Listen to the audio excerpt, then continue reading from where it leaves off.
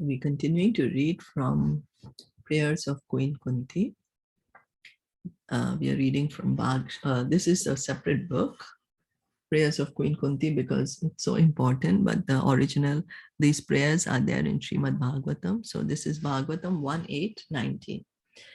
Maya Javani Kachanam Agya Doshakajam Avyayam Na Lakshya Se Muda Drisha Nato Natya Daro Yatha. Being beyond the range of limited sense perception. You are the eternally irreproachable factor covered by the curtain of deluding energy. You are invisible to the foolish observer, exactly as an actor dressed as a player is not recognized. I'm sorry. In the Bhagavad Gita, Lord Sri Krishna affirms that less intelligent persons mistake him to be an ordinary man like us, and thus they deride him. So Krishna says in the Bhagavad Gita, fools deride me when I appear in my human form because they are not able to understand my transcendental nature. So Krishna says that, and the same is confirmed herein by Queen Kunti. The less intelligent persons are those who rebel against the authority of the Lord. Such persons are known as asuras. The asuras cannot recognize the Lord's authority.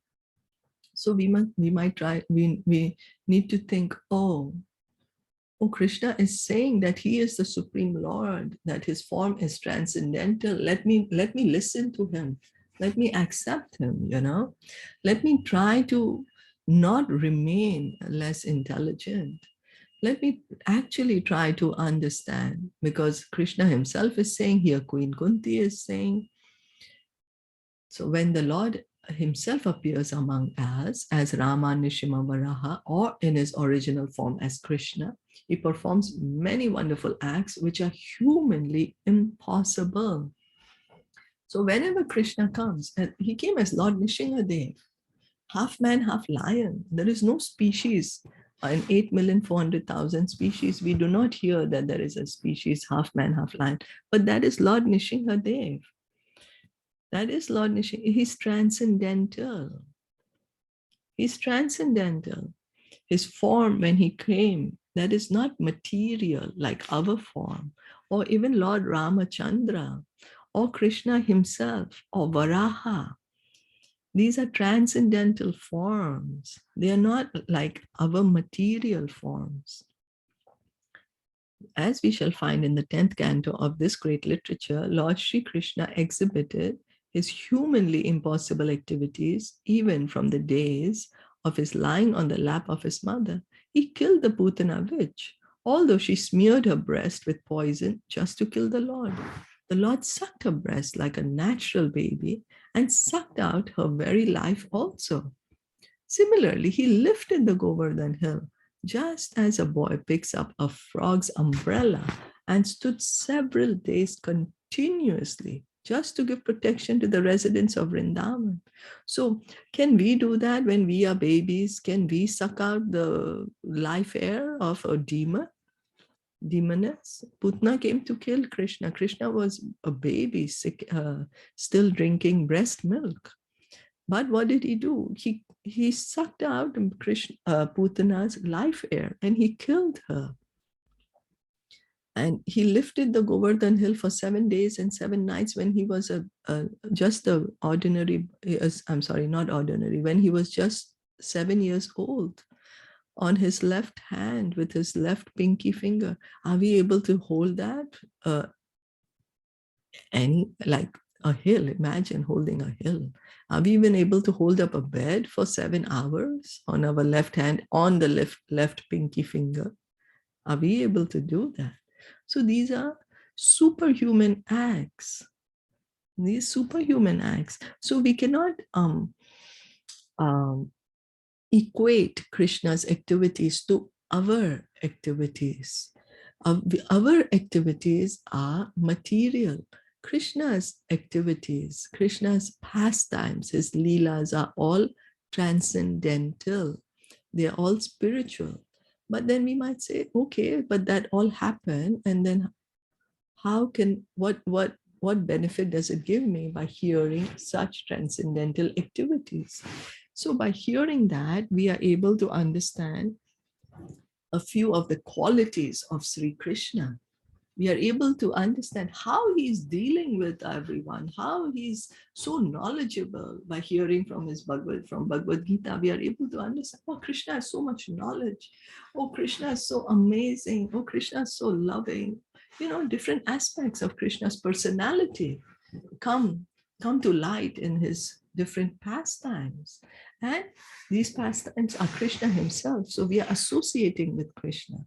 And by associating with him, we are becoming purified.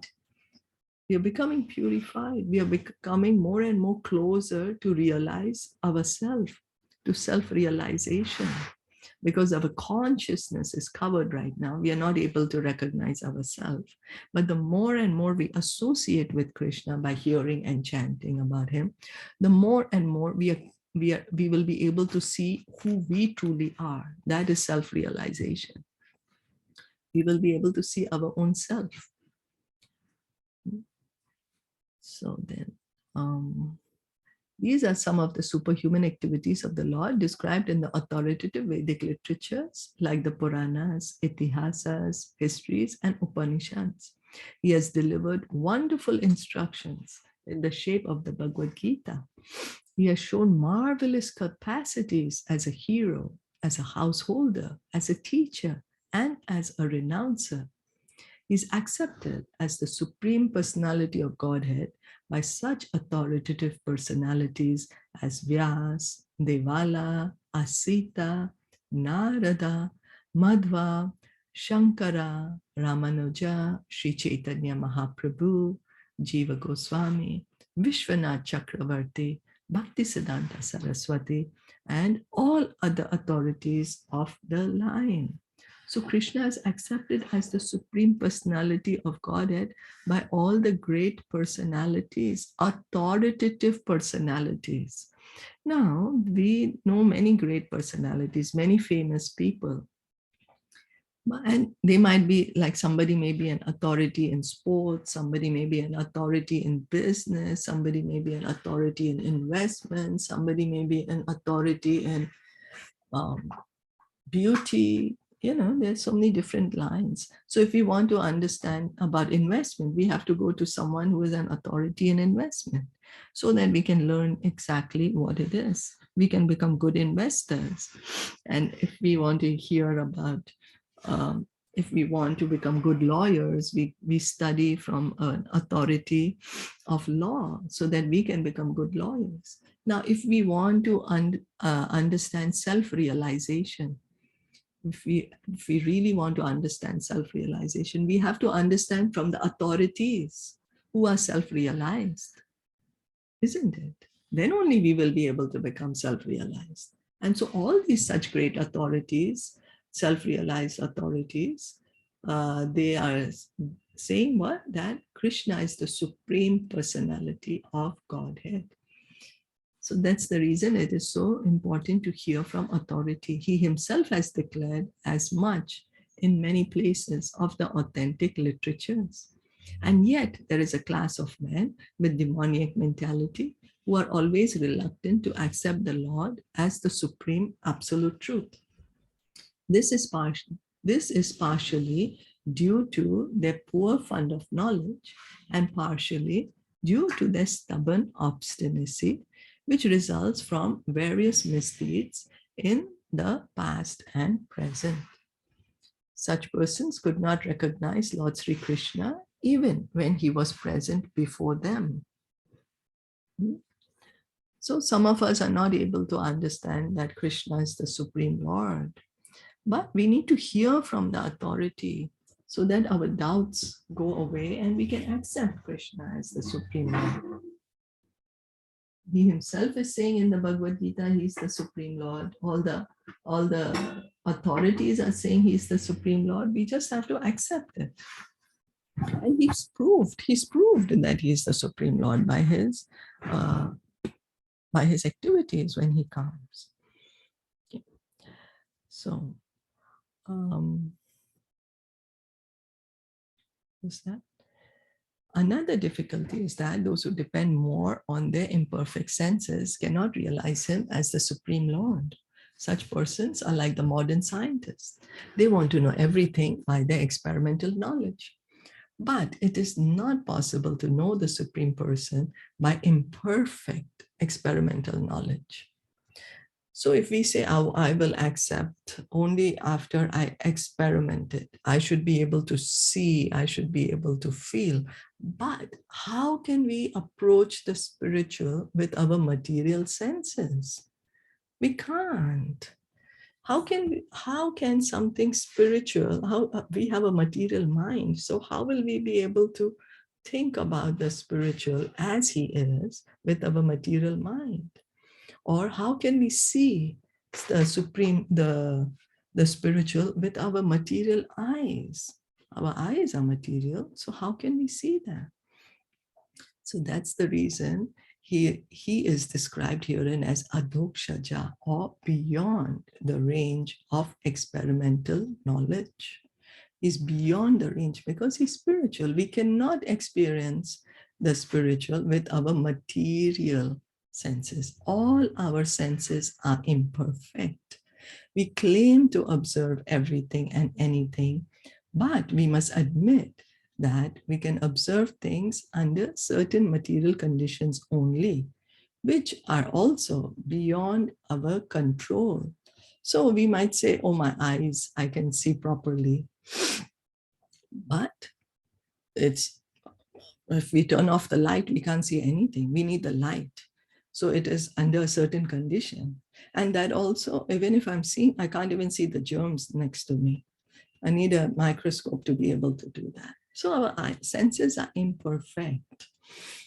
Queen Kunti accepts this deficiency of the conditioned soul, especially of the woman class who are less intelligent. For the less intelligent, there must be such things as temples, mosques, or churches, so that they may begin to recognize the authority of the Lord and hear about him from the authorities in such holy places. For the less intelligent, this beginning of spiritual life is essential, and only foolish men decry the establishment of such places of worship, which are required to raise the standard of spiritual attributes for the mass of people. For less intelligent persons, bowing down before the authority of the Lord, as generally done in the temples, mosques, or churches, is as beneficial as it is for the advanced devotees to meditate upon him by active service. So Queen Kunti, she's saying we cannot approach the Supreme Lord with our material senses. He is transcendental. So how can we approach him? How can we be able to understand him?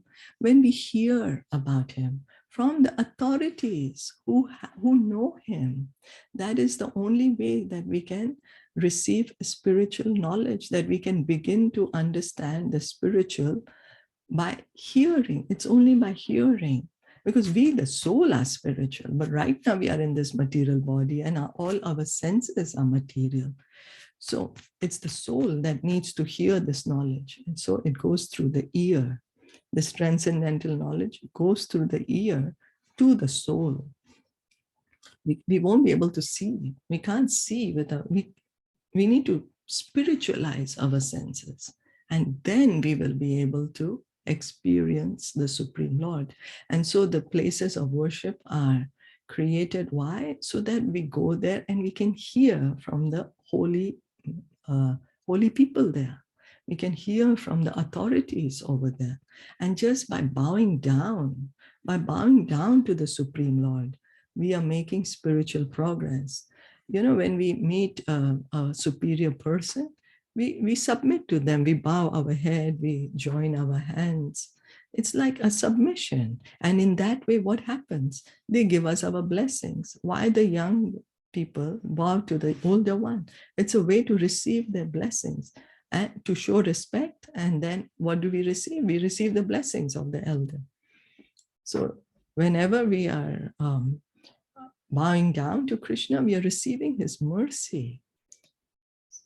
We are receiving his mercy. And so this is the Queen Kunti's second prayer, what she's saying. Exactly as an actor dressed as a player is not recognized. You are invisible to the foolish observer, exactly as an actor dressed as a player is not recognized.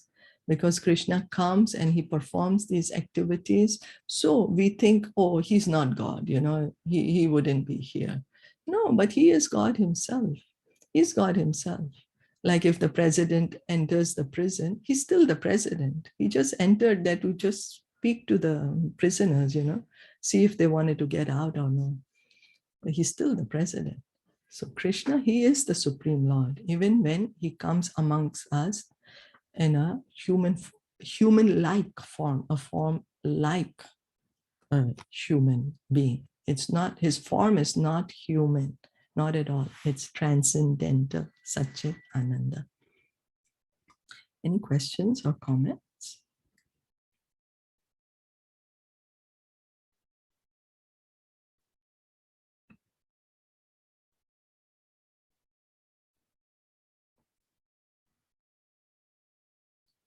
If no, then we'll stop here for today.